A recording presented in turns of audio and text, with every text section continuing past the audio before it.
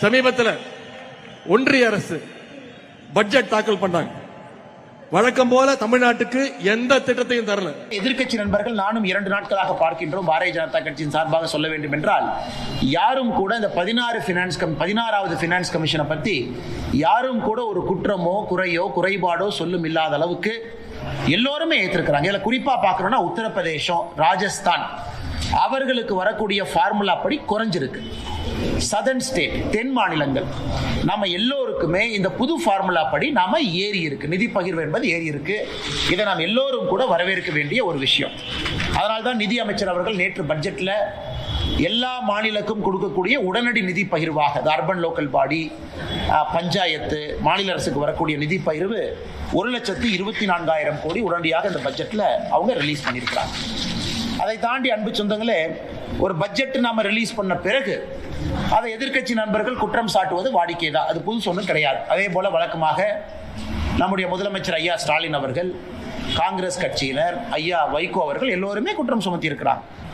அந்த குற்றத்துல எந்த அளவுக்கு ஆதாரபூர்வமான உண்மை இருக்கு அப்படிங்கறது இந்த நேரத்தில் பார்ப்போம். இன்னைக்கு இந்த பட்ஜெட்டை பொறுத்த வரைக்கும் நிர்மலா சீதாராமன் அவர்கள் 7 ஃப்ரான்டியர் ஸ்ட்ராட்டஜிக் செக்டருக்கு முக்கியத்துவம் கொடுத்திருக்கிறாங்க.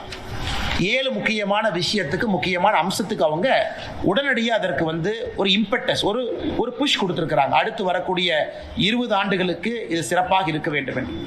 அதன்படி நாம பார்க்கிறோம் அப்படின்னா, தமிழ்நாட்டை பொறுத்தவரை நமக்கு கொடுத்திருக்கக்கூடிய ஸ்ட்ராட்டஜிக் செக்டர்ஸ் என்ன முக்கியமான செக்டருக்கு நமக்கு அனுகூலம் இருக்கும்.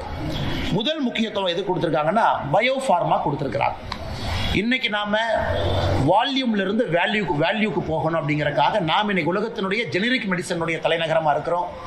இன்னைக்கு பயோ ஃபார்மா சக்தி அப்படிங்கிற ப்ரோக்ராம்ல 10,000 கோடி ரூபாய் ஒதுக்கி இந்தியாவில் இருக்கக்கூடிய ஹைதராபாத், சென்னை போன்ற எல்லாமே இன்னைக்கு யாருகிட்ட எல்லாம் நாம மருந்து துறையில முன்னணியில் இருக்கிறோமோ இதை பயன்படுத்தி, பயோ ஃபார்மா சக்தியை பயன்படுத்தி நாம் இன்னைக்கு மேனுஃபேக்சரிங் ஹப்பை உருவாக்குவதற்கான முயற்சி எடுத்திருக்கிறாங்க.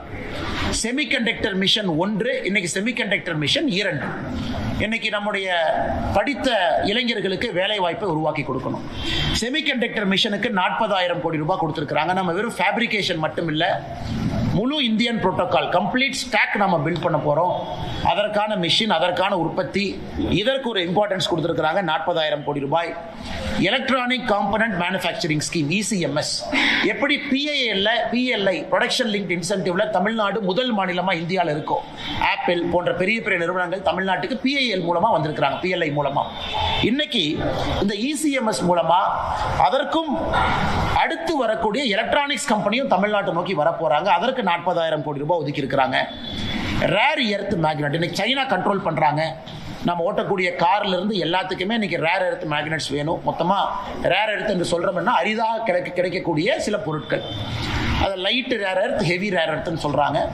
தமிழ்நாடு, ஆந்திரா, ஒரிசா இந்த 3 மாநிலங்கள், கர்நாடகா இந்த 4 மாநிலங்கள் இன்னைக்கு இந்தியாவில் அதிகமாக ரேர் எர்த் மினரல்ஸ் வச்சிருக்கக்கூடிய மாநிலமா வச்சு இருக்கிறோம். நமக்கு செப்பரேட்டா ஒரு காரிடார் அமைச்சு கொடுத்திருக்கிறாங்க. இதுல rare earth corridor, promotion, production எல்லாமே அதிகமாக செய்ய வேண்டும் என்று. கெமிக்கல் கூட நம்ம இம்போர்ட் தான் அதிகமாக பண்றோம். அதற்காக ஒரு முக்கியத்துவம் கெமிக்கலுக்கு கொடுத்திருக்கிறாங்க. Chemical park, dedicated chemical park 3 park announce பண்ணியிருக்கிறாங்க. எந்த மாநிலம் என்று சொல்லவில்லை. தமிழகம் போட்டி போட்டு நாம் அதை வாங்கணும். Tool room, equipment manufacturing, container இதையெல்லாம் உருவாக்குவதற்காக 10,000 கோடி ரூபாய் கொடுத்திருக்கிறாங்க. டெக்ஸ்டைல் அடுத்த கட்டம் செல்வதற்காக மெகா டெக்ஸ்டைல் பார்க், சம்ரத் 2.0 இதுவும் தமிழ்நாட்டுக்கு பயன்படும். மிக முக்கியமாக MSME கோயம்புத்தூர்ல நம்ம இருக்கிறோம். இன்னைக்கு சிறு குறு நிறுவனங்கள் வளர்ப்பதற்கு ஒரு பக்கம் நம்ம இத்தனை காலமா கடன் கொடுத்துட்டு இருக்கோம். அவங்களுக்கு கடன் வருது, அதை அவங்க வாங்குறாங்க, பயன்படுறாங்க. இன்னைக்கு அவங்களுடைய மூலதனம், கேபிட்டல், ஈக்விட்டி அதற்கு கொடுப்பதற்காக இந்த பட்ஜெட்ல முதலாக அதற்கு ஒரு 10,000 கோடி ரூபாய் ஒதுக்கி இருக்கிறாங்க. இப்ப ஒரு நிறுவனம் ஆரம்பிக்கணும், மூலதனத்திலேயே அரசு பங்கெடுப்பதற்காக ஈக்விட்டி இன்ஃபியூஷன் 10,000 கோடி. அதே போல மைக்ரோ என்டர்பிரைஸ்க்கு மட்டும், மைக்ரோ மீடியம் அப்படின்னு நம்ம சொல்றோம், மைக்ரோ என்டர்பிரைஸ்க்கு மட்டும் 2,000 கோடி ரூபாய் ஒதுக்கி இருக்கிறாங்க. இது முக்கியமா கொடுத்திருக்கக்கூடிய த்ரஸ்ட். இது நாம் எல்லோரும் புரிந்து கொள்ள வேண்டும். இதை தமிழ்நாடு முழுமையாக இதை பயன்படுத்தி அடுத்த கட்ட இளைஞர்களுக்கான வேலை வாய்ப்பை இது மூலமாக மட்டும்தான் உருவாக்க முடியும். Electronic component manufacturing scheme, rare earth scheme, chemical, textile park இதையெல்லாம் நம்ம செய்யணும். குறிப்பா இந்த பகுதியில் இருக்கக்கூடிய விவசாய பெருமக்களுக்கு கோகனட் ப்ரொமோஷன் ஸ்கீம் அறிவிச்சிருக்கிறாங்க. இன்னைக்கு எல்லா தென்னை மரங்களுமே 30-40 ஆண்டுகள் தாண்டி இருக்கிறது. நோய்கள் வர ஆரம்பிச்சிருக்கு. இன்னைக்கு புதிதாக அவர்கள் தேங்காய் கன்று நடுவதற்கு 1 கோடி விவசாயிகள் அதை இருக்கக்கூடிய தென்னை மரத்தினுடைய உற்பத்தியை பெருக்குவதற்கு அல்லது புதிய தென்னங்கன்றை வாங்குவதற்கு 1 கோடி விவசாயிகளுக்கு இன்னைக்கு நம்ம கோகனட் ப்ரொமோஷன் ஸ்கீமை நாம் அறிவிச்சிருக்கிறோம். அதே போல நம்முடைய பொள்ளாச்சி பகுதியில் கொக்கோ, நம்முடைய கடலூர் பகுதியில் முந்திரி, இதையெல்லாம் 2030க்குள்ள இந்தியாவில் இந்தியன் கொக்கோ, இந்தியன் கேஷ்யூ இதை பிராண்டிங்காக அதுக்கு ஒரு ஸ்கீம் அனௌன்ஸ் பண்ணியிருக்கிறாங்க. இதையெல்லாம் கூட நம்ம நிச்சயமா வரவேற்கணும். அதே நேரத்தில் மகளிர் சுய உதவிக்குழு தமிழ்நாட்டில் அதிகமாக இருக்கிறோம். இன்னைக்கு மகளிர் சுயஉதவி குழுவை பொறுத்தவரை அவங்க சொந்தமாக கடை வைக்கணும். குழுவாக சேர்ந்து ஷீ மார்ட் என்கின்ற பேரில் அவங்க ஒரு கடை ஆரம்பித்து அதன் மூலமாக நீங்களும் நானும் போய் மகளிர் சுயஉதவி குழு பொருளை வாங்குவதற்காக ஷீ மார்ட் அப்படிங்கிற ஒரு புதிய ஒரு திட்டத்தையும் கூட கொண்டு வந்திருக்கிறாங்க. ஸ்டெம் இன்ஸ்டிடியூட்ஸ், ஒரு மாவட்டத்திற்கு ஒரு கேர்ள்ஸ் ஹாஸ்டல். தமிழ்நாட்டில் நமக்கு தெரியும், திராவிட முன்னேற்ற கழகம் நம்ம கேர்ள்ஸ் ஹாஸ்டல் ஆரம்பிச்சிட்டோம்னு சொல்லிட்டு இருக்கிறாங்க. அது நம்ம பத்திரிகை நண்பர்களுக்கு தெரியும். அதற்கான நிதி யாரு கொடுக்குறாங்க, அதான் அதில் ஆச்சரியம். தமிழ்நாட்டில் திராவிட முன்னேற்ற கழகம் ஆரம்பித்து விளம்பரப்படுத்தக்கூடிய கேர்ள்ஸ் ஹாஸ்டலுக்கான நிதியும் மத்திய அரசு தான் கொடுக்குறாங்க. அதனால் இன்னைக்கு அந்த கேர்ள்ஸ் ஹாஸ்டல் இன்னைக்கு இந்தியா முழுவதுமே ஒரு மாவட்டத்திற்கு, குறிப்பா ஸ்டெம் இன்ஸ்டிடியூட்டுக்கு ஒரு கேர்ள்ஸ் ஹாஸ்டலுக்கு கொண்டு போறாங்க. அது ரொம்ப முக்கியமான ஒரு விஷயம். இத்தனை செய்தும் கூட நேற்று நம்முடைய வைகோ அவர்கள் கோயம்புத்தூர் ஏர்போர்ட்ல ஒரு பேட்டி கொடுத்திருந்தாங்க. ஐயா அவர்கள் இவங்க காத்துல கோட்டை கட்டி கொண்டிருக்கின்றார்கள், எப்படி இந்தியாவுடைய வளர்ச்சியை பெருக்குவாங்க, எப்படி இந்த நாடு அடுத்த கட்டம் போகும்னு கேட்டிருந்தாங்க. இன்னைக்கு நாம் இவ்வளவு செய்தும் கூட 53 லட்சம் கோடி ரூபாய்க்கு ஒரு பட்ஜெட் போட்டும் கூட நம்முடைய டெப்ட் ஜிடிபி ரேஷியோ, அதாவது நம்முடைய கடனும் நம்முடைய ஜிடிபிக்கும் இருக்கக்கூடிய ரேஷியோ 55 விழுக்காடுல இருக்கு. இது ஒரு ஆரோக்கியமான விழுக்காடு. அதே போல நம்முடைய பிஸ்கல் டெபிசிட், வரவுக்கும் செலவுக்கும் இருக்கக்கூடிய அந்த கேப், பிஸ்கல் டெபிசிட்டும் 4.3% இருக்கு. இவ்வளவு செய்தும் கூட ஒரு ஆரோக்கியமான ஒரு சூழ்நிலையை நாம உருவாக்கி இருக்கிறோம்.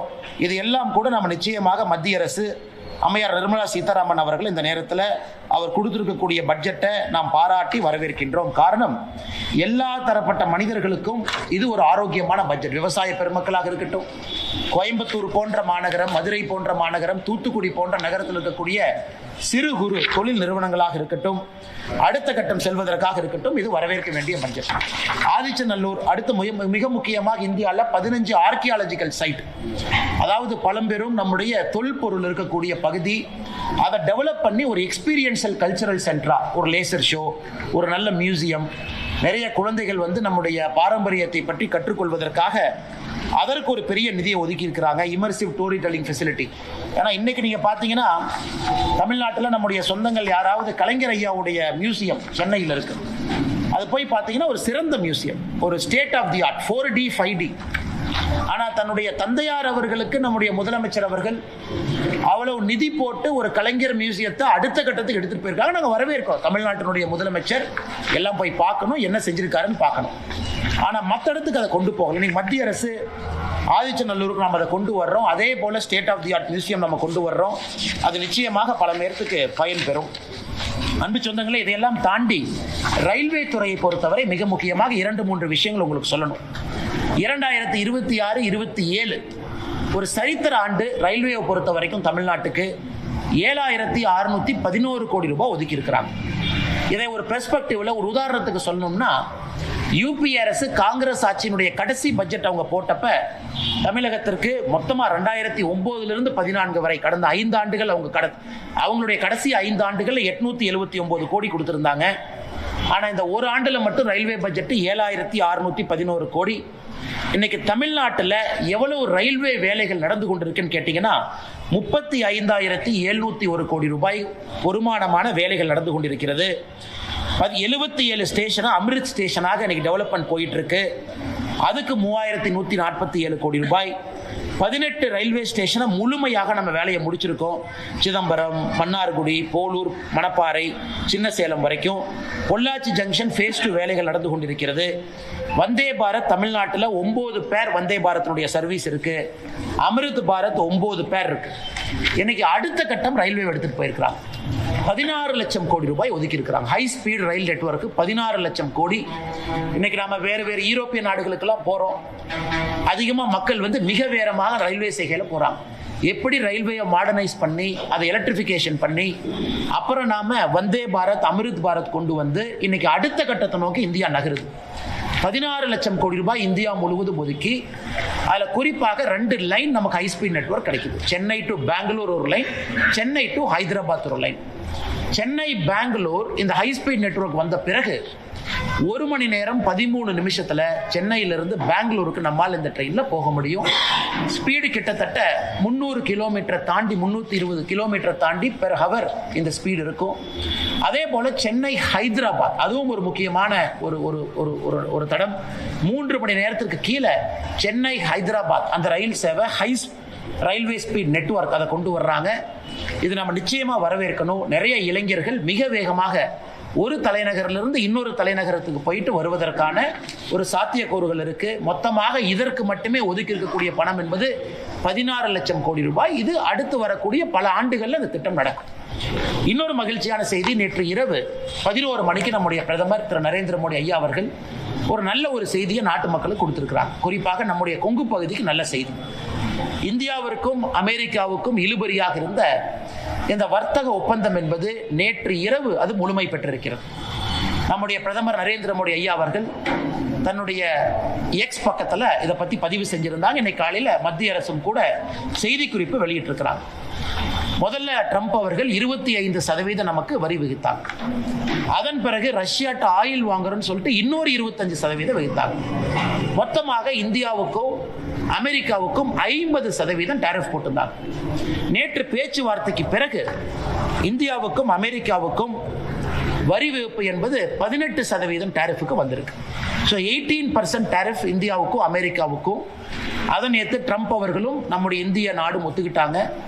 இது ஏன் 18%? இன்னைக்கு அமெரிக்கா விதிச்சிருக்கக்கூடிய வரி விதிப்பு அக்ராஸ் த வேர்ல்டு பார்த்தீங்கன்னா எல்லா நாடுகளுமே 18% மேலே தான் இருக்கிறாங்க. வியட்நாம் 18% மேலே, சைனா இன்னும் டீல் அவங்க கன்க்ளூட் பண்ணல. அமெரிக்காவுடைய பக்கத்து நாடுகள் நெய்பர்ஸ் அவர்களும் 18% மேல இருக்கிறாங்க. சில நாடுகளுக்கு ட்ரம்ப் அவர்கள் 18% கொடுத்திருக்கிறாங்க. இன்னைக்கு இந்தியாவுக்கும் அவர்கள் 18% கொடுத்திருப்பது நம்முடைய தொழில்துறை மத்தியில் இருந்து அன்சர்டனிட்டி இன்னைக்கு போயிருச்சு. குறிப்பாக திருப்பூர் பகுதி, ஈரோடு பகுதி, கரூர் பகுதியில் எக்ஸ்போர்ட் செய்யக்கூடியவங்க, ஹோம் டெக்ஸ்டைல் நிறைய விஷயங்கள் செய்யக்கூடியவங்க, பனியன் செய்யக்கூடியவங்க ஒரு அன்சர்டனிட்டி இருந்துச்சு கடந்த 3 மாத காலமாக. செய்வோமா மாட்டோமான்னு. இன்னைக்கு அது 18% அது வந்திருக்கு. அதனால் நிச்சயமாக இது வரவேற்க வேண்டிய ஒரு விஷயம். அதே நேரத்தில் ட்ரம்ப் அவர்கள் ஆயிலை பத்தி எல்லாம் பேசியிருக்காங்க. அதுக்குள்ள நான் போக விரும்பல. அதிகாரப்பூர்வமாக நம்முடைய இந்திய அரசு என்ன சொல்றாங்களோ அதை மட்டும் தான் நீங்க என்னால் பகிர முடியும். அதனால் நிச்சயமாக 18% டாரிஃப் என்பது இந்த சூழ்நிலையில வரவேற்கப்பட வேண்டிய ஒன்று. இன்னைக்கு இந்தியா உலகத்தினுடைய மைய ஒரு நாடாக மாறிக்கொண்டிருக்கிறது. இப்பதான் ஐரோப்பிய யூனியன் நாடுகள் 22 நாடுகளோடு ஒரு வர்த்தக ஒப்பந்தத்தை நம்ம கொண்டு வந்திருக்கின்றோம். அது நண்பர்களுக்கு தெரியும், 2007 பேசிக் கொண்டிருக்கக்கூடிய வர்த்தக ஒப்பந்தம். அது 2013 சஸ்பெண்ட் ஆன ஒரு ஒப்பந்தம். அது 2019 மறுபடியும் ரீஸ்டார்ட் ஆன ஒரு ஒப்பந்தம். இன்னைக்கு 2026 நம்ம அதை கன்க்ளூட் பண்ணியிருக்கிறோம். அதுவும் குறிப்பாக நம்முடைய கொங்கு பகுதிக்கு ஒரு மிகப்பெரிய ஒரு வாய்ப்பாக நாங்கள் பார்க்கின்றோம். மிகப்பெரிய வாய்ப்பாக பார்க்கின்றோம். தமிழகம் முழுவதுமே இன்னைக்கு தென் தமிழகத்தில் நிறைய மேனுஃபேக்சரிங் யூனிட் போகுது. தூத்துக்குடி பகுதி, திருநெல்வேலி பகுதி, அவர்களும் முறையாக இதை இரண்டும் பயன்படுத்தும் பொழுது தமிழகத்தினுடைய வளர்ச்சி, குறிப்பாக தென் தமிழகத்தினுடைய வளர்ச்சி அடுத்த கட்டத்திற்கு இது போகும்.